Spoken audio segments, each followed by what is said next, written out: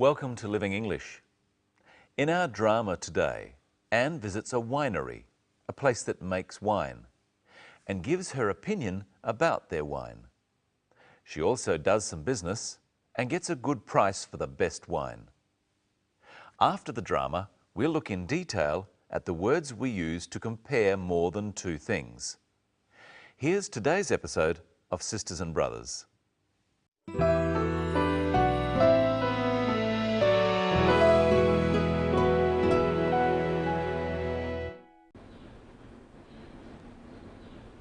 These are our whites. Why don't you try the Chardonnay first? It's our best-selling wine.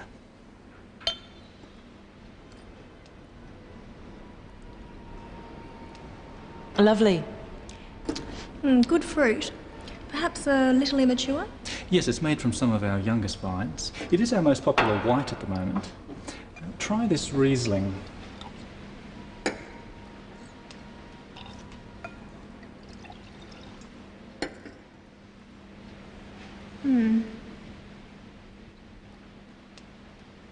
It's very pale, isn't it?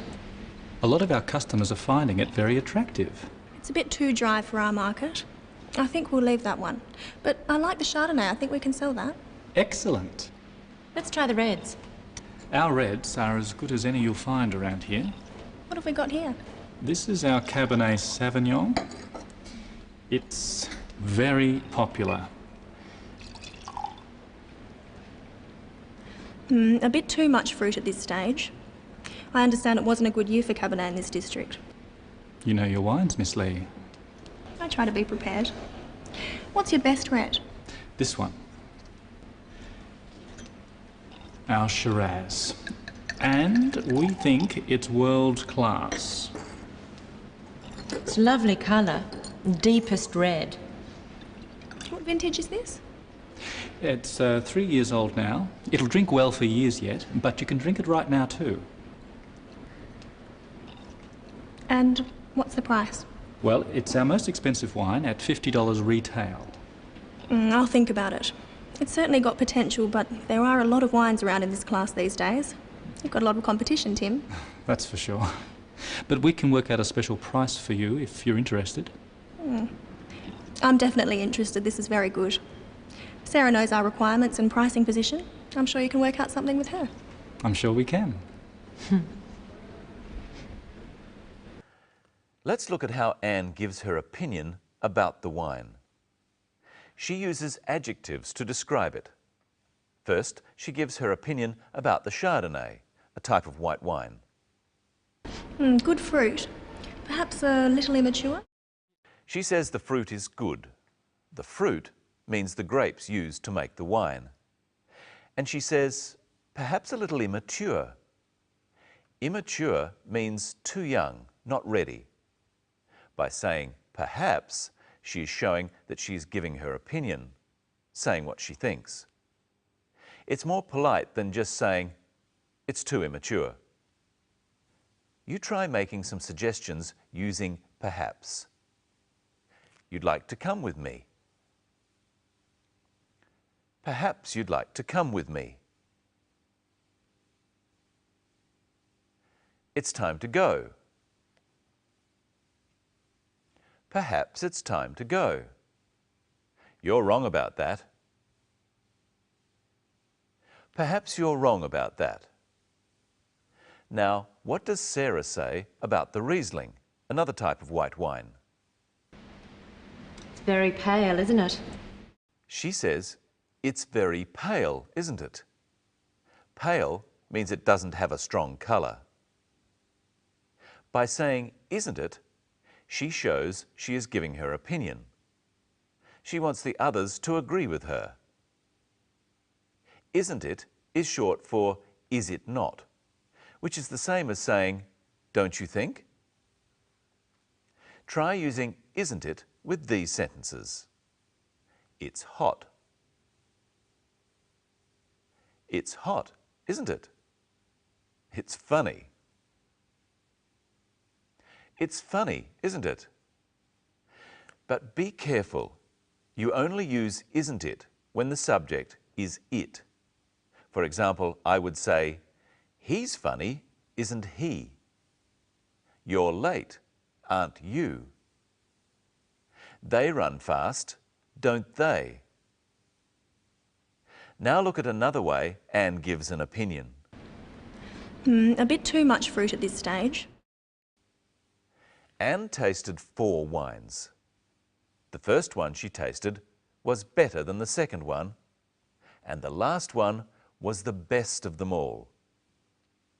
Words such as best are called superlatives. We use adjectives, describing words, in a different way to compare more than 2 things.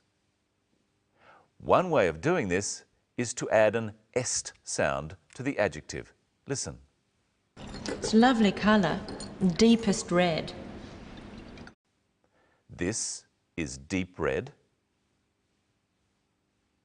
This is deeper red. And this is the deepest red. Practice saying the deepest red with the clip. It's a lovely colour, red. It's a lovely colour, the deepest red. Now listen out for another superlative. Yes, it's made from some of our youngest vines. Youngest. None of the vines are younger. Young and deep have one main sound or syllable. Young, deep. When a word has more than 2 main sounds or syllables, we don't add an est sound to form the superlative. The word expensive has 3 syllables. Ex, pen, sive. Now listen to its superlative form. Well, it's our most expensive wine at $50 retail. Most expensive. With longer words, we add most or the most to form the superlative. Repeat these after me. This wine is expensive. This wine is more expensive than that one. This is the most expensive of all the wines. But with shorter words, we add and est to the end of the word. Repeat these phrases after me. This wine is pale. This wine is paler than that one. This wine is the palest of all. In our next clip, listen for the superlative of another 3-syllable adjective, popular. Pop-u-la. It is our most popular white at the moment. Most popular. And here's the most popular person on Living English, Michelle Crowden. Hello, Michelle. Hello, Brenton. Hello, everyone. Here are 3 potatoes. First, let's arrange them in order of size. Brenton, can you do that? I think so.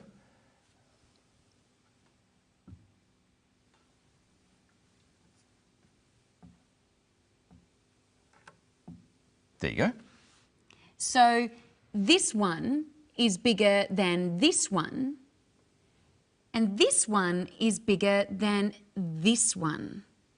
So this one is the biggest. And as we've already seen, we add to big to make bigger and compare 2 things, and est to big to make biggest when we're comparing more than 2 things. What else happens to the word big?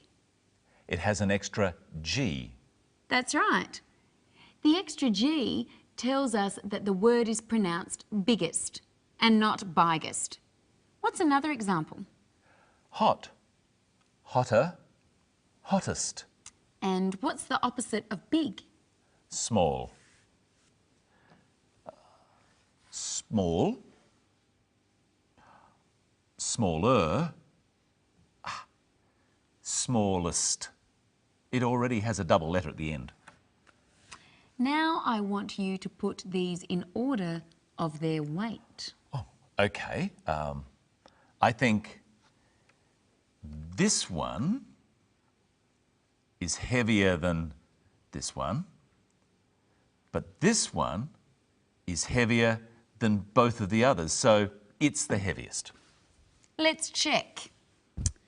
Now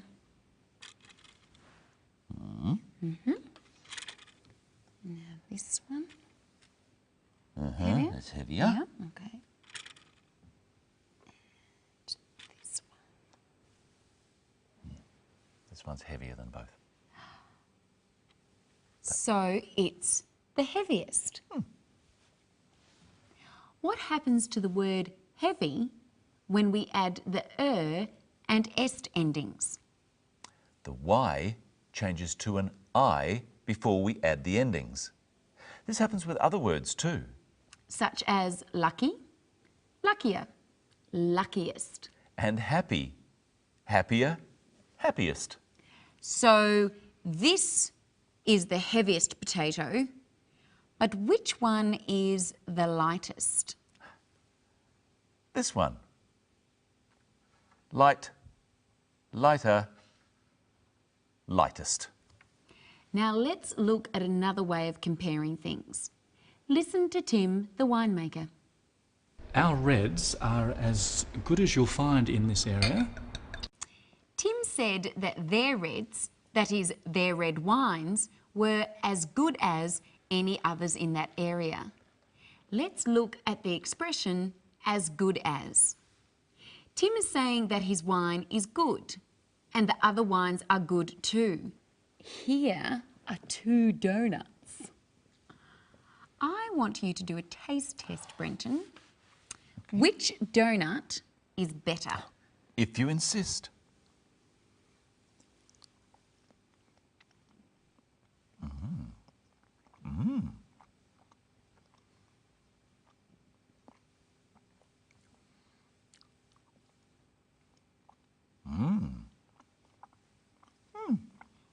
So is this donut better than that one?